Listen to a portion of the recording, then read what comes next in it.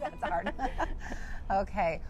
So what is unique about German genealogy? Challenges, things that are unique to when you're doing that kind of research? Okay, so as I mentioned, one of the biggest challenges is that a lot of German records are in an old German handwriting style that even modern Germans don't usually read.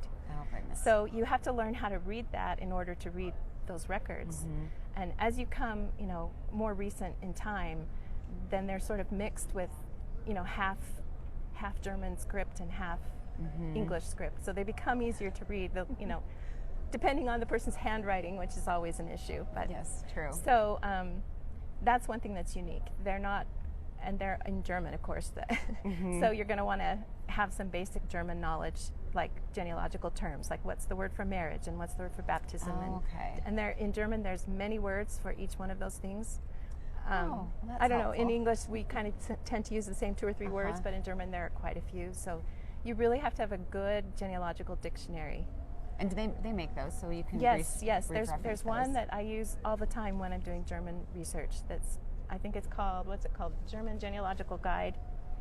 It's by Ernest Thode, and it's kind of a wonderful handbook that has a lot of German and Latin words that you might encounter in records. Latin because if they're Catholic Church records, a lot of those were kept in Latin. And I've seen a lot of records that are a mix of Latin and German.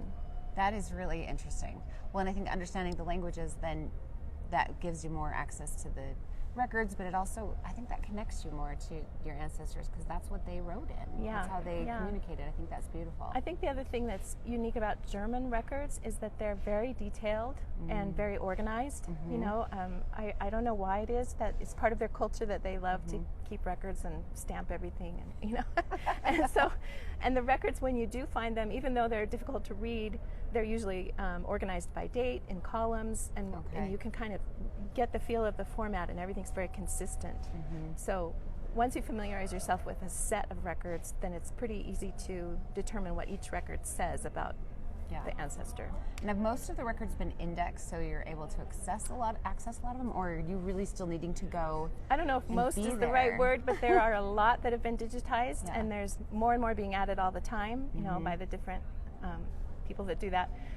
But there's a lot that are not indexed or not digitized. That's what I was looking for. Yeah, and so that's when you need to travel and you need to go to the archives in the parishes and find those records, and you just really have to do a lot of homework before you're ready to jump into that. Which isn't a bad thing, because if you're trying to find your ancestors, you probably want to go. You probably want to be as sure as you can possibly be. Exactly. That's perfect. I love that. What is this?